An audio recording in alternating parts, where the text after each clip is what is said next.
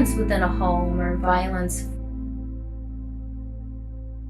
from one person to another person is something that isn't talked about very much. And when it is talked about, it's talked about in a very judgmental way. Whether it's victim blaming or, shaming an abuser. I think bringing awareness to a topic in a way that just sheds light on that this is an issue that many people are going through, and the fact that we have a pandemic that we're all experiencing, but we're all experiencing it in very different ways. Somebody who's being abused in their home is looking at the pandemic. It's almost like, a jail sentence.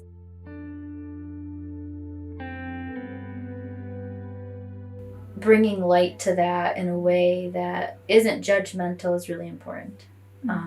It normalizes something that's happening across the country.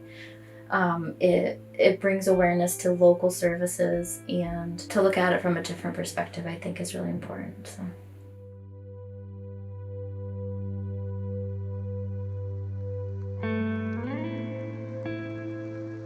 I would never go back to the situation I was in with COVID-19. There's been many times where I thought, I can't even imagine what I would have went through if I was quarantined with this person.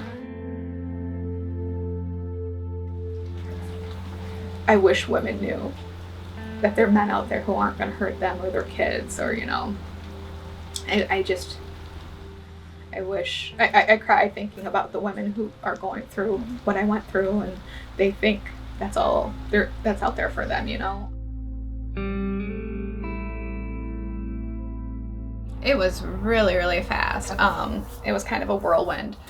I was on Tinder, and I messaged him and told him, I really wasn't interested, but I had a group of friends if he wanted to meet new people. He was newly in the military. He was just getting stationed at Fort Drum. He told me that if we got married, I would have health insurance. We would get more money from the military. I had a second job bartending. And so he talked me into quitting my bartending job. He didn't really like me bartending. And one of the things he said is he wanted to make me his wife, and he would never have a wife who was a bartender. Within 2 weeks of me quitting my bartending job, he proposed. He made me feel like I was the only girl in the world, and wow, this is the way it's supposed to be. But it's magical in the beginning, and then it turns into a nightmare.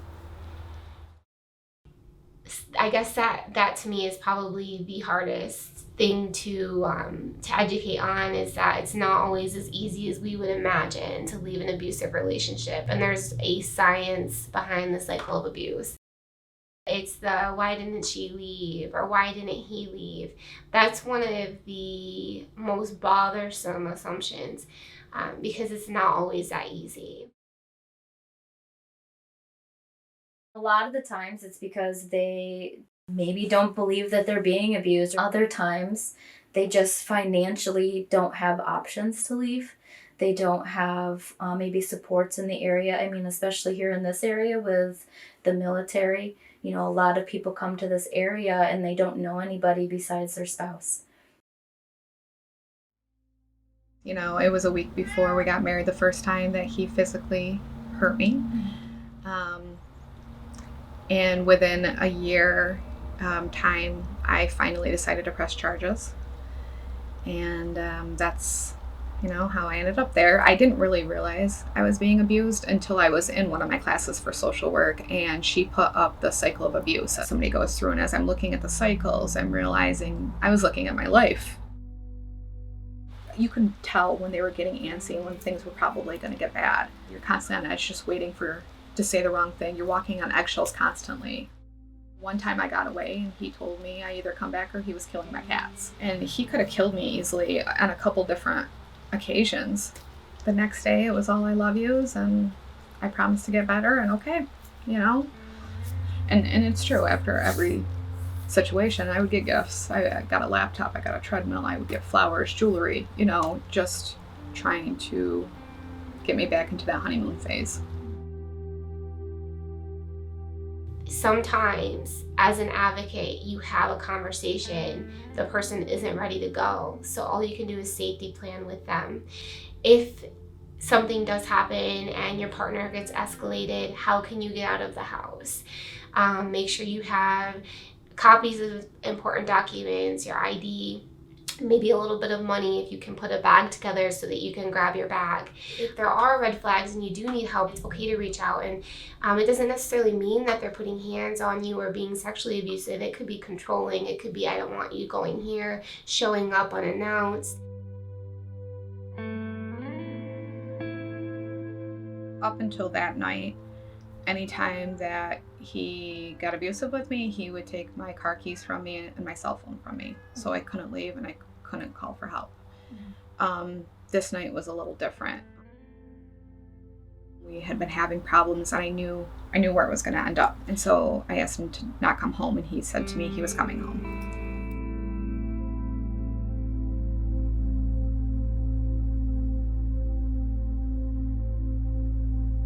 The biggest difference, it was the first time he wasn't able to take my phone. That was a game changer to me. I have the police in my home, I'm bleeding. Now family, friends are gonna know what's going on. Because you spend so long hiding the truth, hiding bruises, making excuses. When you do come forward, I feel like everybody thought I was lying. And so when I sat down with Andrea at Fort Drum Victims Assistance, who she turned out to be my advocate, she looked at me and she said, "I believe you." And I burst out crying because it was the first time that I felt like somebody was actually hearing me and believing what I was saying.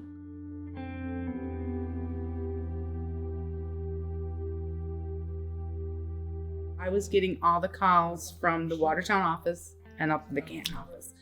I was on the phone probably from the time I walked in the door at 8 o'clock in the morning until I left at 4 o'clock in the afternoon. It was nonstop. It was very, very busy. It's here to assist men and ladies, children that are in a crisis situation, to help them get back on their feet, give them the independence. When the RTA goes and talks to a DV victim, a lot of it is they're really worried about what the shelter is. It's a safe shelter for domestic violence. A lot of people think when they come into the shelter, it's a big room with cots, and it's not. We have bedrooms. We actually have 7 bedrooms. We can hold up to 20 people, 14 domestic violence, and 6 homeless. Because I think it gives them that time to feel that they're in a safe place. We can show them that you're okay. Things is tough right now, but it can get better. When they leave here, they know they still have us here. They have that follow-up still with the case manager. So the process is ongoing. But I think that makes a big difference for them to be able to continue their life, to improve their life, to go on and not get back into that cycle, that we give them that strength and that, yeah.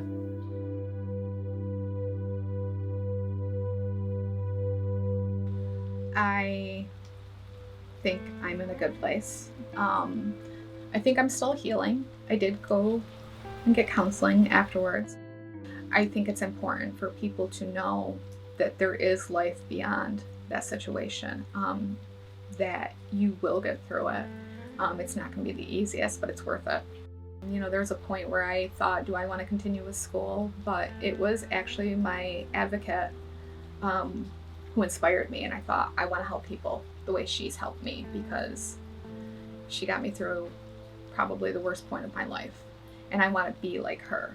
The Victims Assistance Program, that's essential because they were my voice when I didn't have a voice.